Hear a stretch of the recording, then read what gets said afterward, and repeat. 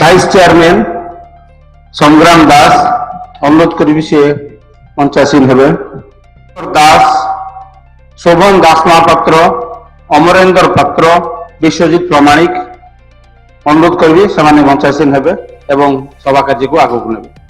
ধন্যবাদ। ସମସ୍ତଙ୍କୁ ଶୁଭ ସନ୍ଧ୍ୟା। ହିମାଂଶୁ ହରି ଫାଉଣ୍ଡେସନ ତରଫରୁ ମୁଁ ଆମର ସବୁ ମିଡିଆ ଭାଇ ବନ୍ଧୁ ଆମର ସିନିୟର ମାନଙ୍କୁ ମୁଁ ସ୍ୱାଗତ ଜଣାଉଛି। ପ୍ରଥମେ ମୁଁ ପ୍ରାୟ 2013 ପ୍ରଥମେ ଫୁଟବଲ ମ୍ୟାଚ୍ ଗୋଟେ ହେଇଥିଲା, ଯେତେବେଳେ ବାବା ବଞ୍ଚିଥିଲେ ବହୁତ ଆକ୍ଟିଭଲି ସେ ପାର୍ଟିସିପେଟ କରୁଥିଲେ, ମାନେ ପୁରା ଦିପହରୁ ଯାଇକି ବସୁଥିଲେ ମ୍ୟାଚ୍ ସରିଲା ପର୍ଯ୍ୟନ୍ତ। ତାପରେ ବାବା ଗଲା ପରେ ଆମେ ହିମାଂଶୁ ହରି ଫାଉଣ୍ଡେସନ କଲୁ। ଫାଉଣ୍ଡେସନରେ କିଛିଟା ଛୋଟ ଛୋଟ କାମ ବି ହାତକୁ ନେଇଥିଲୁ, ଯେମିତି ଆମର ଲକ୍ଷ୍ମୀ ନାରାୟଣ ମନ୍ଦିର ଯୋଉ ରିନୋଭେସନ ହେଲା ତା ଭିତରେ ମଧ୍ୟ ଆମେ ଫାଉଣ୍ଡେସନ କିଛି କ୍ୟାନ୍ସର ପେସେଣ୍ଟ ବା ହାର୍ଟ ପେସେଣ୍ଟ ତାଙ୍କର ଫାଇନାନ୍ସିଆଲ ସପୋର୍ଟ ମଧ୍ୟ ଆମେ ଫାଉଣ୍ଡେସନ ଦେଇଛୁ। ତ ବାବାଙ୍କର ସବୁବେଳେ ଗୋଟେ ସ୍ପୋର୍ଟସ ପ୍ରତି ଏନ୍ଥୁସିଆଜମ ଥିଲା। ତ ସେ ସବୁବେଳେ ତ ଟେନିସ ଖେଳୁଥିଲେ, ବ୍ୟାଡମିଣ୍ଟନ ଖେଳୁଥିଲେ, କିନ୍ତୁ ଫୁଟବଲ କାହିଁକି ନା ଆମେ ଯାହା ଜେଜେବାପାଙ୍କଠୁ ଶୁଣିଛୁ କି ବାବା ପଢୁଥିଲେ ଜିଲ୍ଲା ସ୍କୁଲରେ, ବଡ ବାପା ପଢୁଥିଲେ ଯୋଉ ଆମର କୁଲୁ ଭାଇ ତାଙ୍କ ବାପା ପଢୁଥିଲେ ମିଶନ ବଏଜ ହାଇସ୍କୁଲରେ। ତ ଆଗରୁ ଫୁଟବଲ ମ୍ୟାଚ ଜିଲ୍ଲା ସ୍କୁଲ ଆଉ ମିଶନ ବଏଜ ହାଇସ୍କୁଲ ବହୁତ କମ୍ପିଟିଟିଭ ମ୍ୟାଚ ହଉଥିଲା। ଆଉ ସେ ମ୍ୟାଚ ସରିବା ପରେ ଲଢେଇ ଝଗଡା ଜୋରସେ ହଉଥିଲା। ଆଉ ସେଇ ଜିନିଷଟା ଆମ ଘରେ 7-8 ଦିନ କ୍ୟାରି ଫରୱାର୍ଡ ହଉଥିଲା କି ବାବା ଜିଲ୍ଲା ସ୍କୁଲ ଆଉ ବଡ ବାପା ମିଶନ ସ୍କୁଲ ସେ ମାନେ ହ୍ୟାଙ୍ଗଓଭରଟା ରହୁଥିଲା 7-8 ଦିନ ଧରି। ତ ସେଇଟା ଆମେ ଭାବିଲୁ ଯେ ଯେହେତୁ ଫୁଟବଲ ଏତେ ବେଶୀ ପ୍ରଚାର ହେଇପାରୁନି ଆଉ କ୍ରିକେଟ ତ ମାନେ ଆମର ଅଲମୋଷ୍ଟ ନ୍ୟାସନାଲ ଗେମ୍ ହେଇଗଲାଣି, ତ ସେଇଥିପାଇଁ ଆମେ ଫୁଟବଲକୁ ପ୍ରମୋଟ କରିବା ପାଇଁ ଆରମ୍ଭ କଲୁ। ଆଉ ମୁଁ ଧନ୍ୟବାଦ ଦେବି କି ବୁବୁଲକୁ, ସଂଗ୍ରାମ ପୂଜା ସେ ପୁରା ଇନିସିଏଟିଭ ନେଇକି ଏଇ ମାନେ ଯୋଉ ଟୁର୍ଣ୍ଣାମେଣ୍ଟ ହବ ସେଇଟା ପାଇଁ ପୁରା ଇନିସିଏଟିଭ ନେଇକି ଆଗେଇଛି। ତା ସାଙ୍ଗରେ ଆମର ବାଲେଶ୍ୱର ସ୍ପୋର୍ଟସ ଅଥରିଟି ବା ଫୁଟବଲ ଆସୋସିଏସନ ସମସ୍ତେ କୋଅପରେଟ କରୁଛନ୍ତି। ତ ମୁଁ ଆଉ ଥରେ ହିମାଂଶୁ ହରି ଫାଉଣ୍ଡେସନ ତରଫରୁ ଆପଣମାନଙ୍କୁ ସ୍ୱାଗତ ଜଣାଉଛି।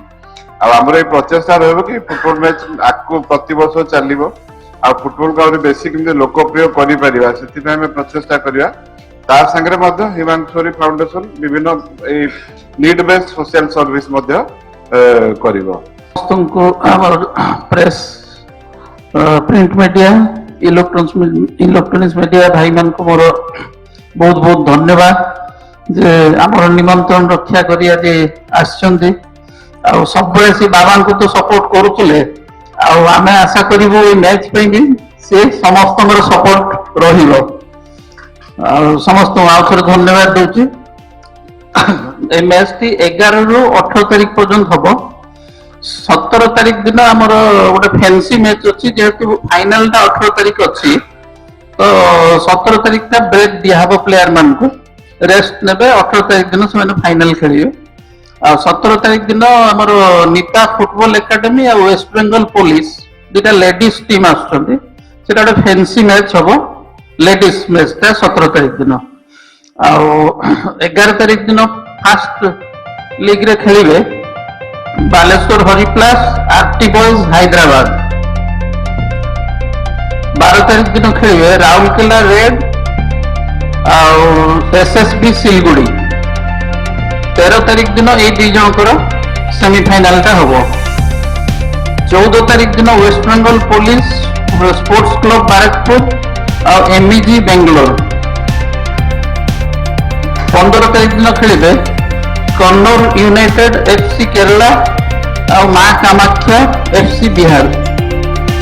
16 ତାରିଖ ଦିନ ତାଙ୍କର ସେମିଫାଇନାଲ ହବ। ଏଇ ଦି ଜଣ ୱିନର, ଏଇ 4 ଜଣ, ସେପଟ 4 ଜଣ। 13 ତାରିଖ ଗୋଟେ ସେମିଫାଇନାଲ ଆଉ ଗୋଟେ 16 ତାରିଖ ଗୋଟେ ସେମିଫାଇନାଲ। ଆଉ ଫାଇନାଲଟା ହବ 18 ତାରିଖ ଦିନ। ଆଉ 17 ତାରିଖଟା ଫେନ୍ସି ଫୁଟବଲ ମ୍ୟାଚ ହବ। ରିୟୁନାଇଟେଡ୍ କରିବା ପାଇଁ ଏବଂ ଫୁଟବଲ ଖେଳ ପ୍ରତି ଆକର୍ଷିତ କରିବା ପାଇଁ ଏହା ଏକ ନିଆରା ଉଦ୍ୟମ ଅଟେ। ସମସ୍ତେ ଏକତ୍ରିତ ହୋଇ ଏହାକୁ ସମର୍ଥନ କଲେ ଫୁଟବଲକୁ ପୁଣି ଥରେ ବାଲେଶ୍ୱରର ଭିତ୍ତିଭୂମି ଆମେ ଦେଇପାରିବା। ସମସ୍ତଙ୍କୁ ଅନୁରୋଧ କରୁଛି ଇଲେକ୍ଟ୍ରୋନିକ୍ସ ଏବଂ ପ୍ରିଣ୍ଟ ମିଡିଆରେ ଏହାର ବହୁଳ ପ୍ରସାର କରନ୍ତୁ, ଯାହାଦ୍ୱାରା ଆମେ ଯେଉଁ ଗୋଲ ନେଇ ଆଗଉଛୁ ସେ ଗୋଲଟା ଆଚିଭ୍ କରିପାରିବା। ଧନ୍ୟବାଦ।